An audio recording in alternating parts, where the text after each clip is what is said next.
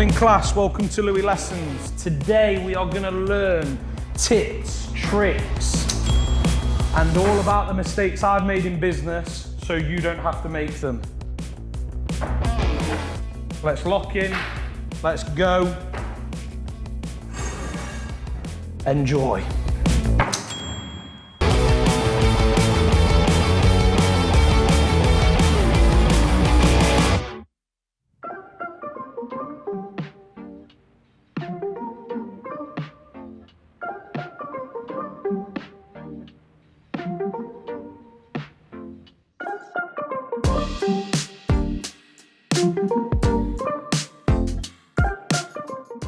This episode's called Building a Business with Friends and Family, something I've got a hell of a lot of experience in. So if you're building a business and you're working with your friends, your family, cousins, uncles, aunties, mum, dad, wife, in-laws, brother-in-laws, I've done it all.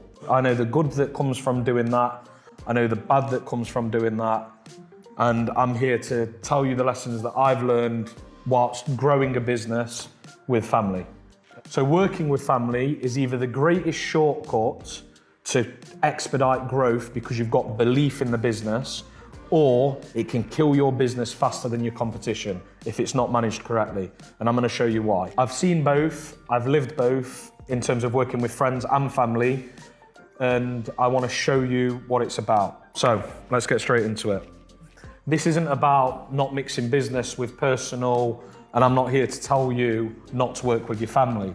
So yeah, working with family is great, and there is many advantages to it, but it can break your family as well. I've seen it, I've lived it, and in recent years, I've managed to put a little few boundaries and rules in place for myself and for my family that just helps the business thrive and also helps the family thrive as well. But there's also a backlash of that if the family don't accept them standards, something needs to be done about it. And we're going to talk about that as well. So this is about making everyone in your company win, or everyone around you win. Leading them in a direction that's upwards and forwards. A big saying that I have at my company is onwards and upwards, and I end every single email with onwards and upwards because it's just a positive impact and it teaches everybody to go in the same direction. So I've got this analogy, right? There's a bus and your company is a bus. Whether you've got family, mates, staff, external staff on your bus, imagine that everybody is a part in that bus. You've got your wheels, you've got your steering wheel, you've got your handbrake, you've got your gear knobs, and everybody's got their part to do. As a leader, it's your job, you're the driver of this bus. Now, it's your duty to ensure every part in your bus is performing to its maximum. Now, whether that's family or whether that's staff that you've sourced externally, difficult conversations are to be had. But in my opinion and with my experience, you set a standard and you live by that standard. So that has become so much more important since we've grown past the 5 million mark. Before that, and I want to talk a little bit about that, I'm going to get up onto this whiteboard now. Before that, there's this. So, if you're in an early stages of a company, let's say you are sub 250k turnover. I've been there, I've done it, and there's you with your business on sub 250k turnover. You are going to have a small team, okay?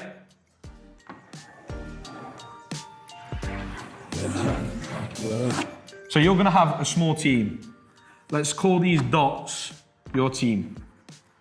Let's say you've got 3 or 4 people working with you. These people that you work with, do not hire them based on their CV. Hire them based on how much you trust them. And this is where family is good, because If I'm working with my dad, if I'm working with my brother, if I'm working with my cousin, if I'm working with my uncle, if I'm working with my auntie, wow, there's trust there. You can't get more trust than family. Yeah, so trust for me in the early stages of business, when you're trying to work with family, is everything. Everything. If you can get 2 people together or 3 people together that have got a bond like nothing before, you're gonna win. I would say that this is probably minus your 250K mark turnover. This is under your 250K mark. If you're a business and you're doing sub 250K turnover and you're trying to grow your business, you need to work with people. Your little team needs to be 100% trust. Always, every single day of the week. Trust beats talent, hands down, when you're in the early stages of growth. Then, once you get, I would say that 250K leads up to probably 2.5 mil before you start needing talent.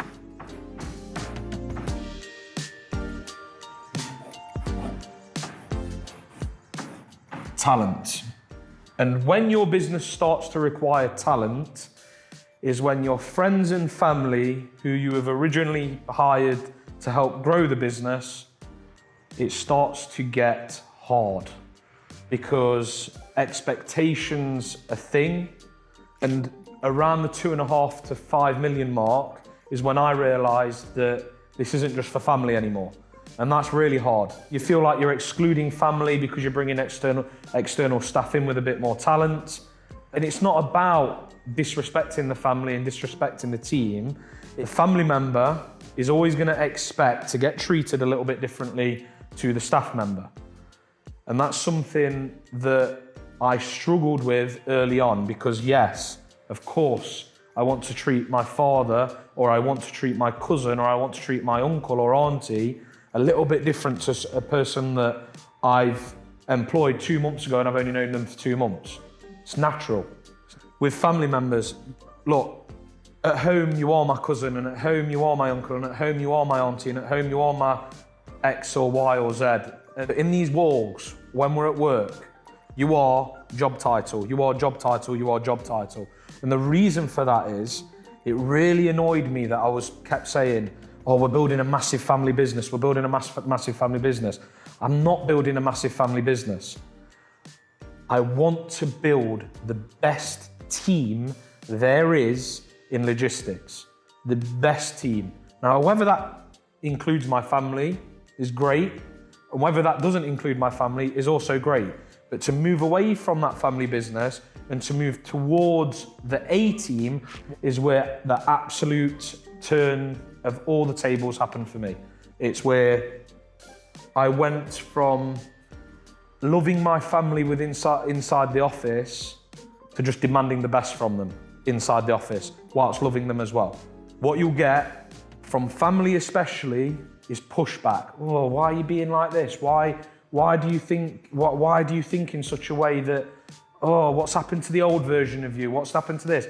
Well, no, your growth is going to make them feel inadequate. It's going to make them feel threatened. It's going to make them feel that you're gunning for them. Well, no, that's not the case. This is the standard, meet it. And let's get after it together. Now, the beauty of that is that if they take it on board and the standard goes up and they go up with you, they're winning. You're all winning. Everybody's winning. What's the worst thing that can happen? Is you set your standard, you go up, the business starts climbing, they don't meet that standard, they either decide to leave or you've got a very difficult decision to make, of which I've been in that unfortunate position as well. It's not a very nice position to be in. But once your standard's set, you don't negotiate. You don't negotiate with your standards. And that's it. So in my place of work, I don't promote people because they've got the last name Lobina. I promote people because of the effort and the work that they've done. If they're showing effort, if they're showing work ethic, if they're showing, a big thing for me is them just doing things without me chasing. If you're trying to grow, just do it without even being asked. If you're working with people you love, it's very, very powerful. If you're working with family, it's so powerful, but you have to set your boundaries up. And when you've set your boundaries up, it's a recipe for success. I'd be really, really, really interested to know what's the hardest challenges you've had while working with family. And we can just discuss it down in the comments below. Okay, so send this to your business partner, anyone you're working with family-wise, if you're even working with family, or anyone you're working in the trenches with. I hope you've enjoyed the episode and more to come from LuiLessons. Thumbs up.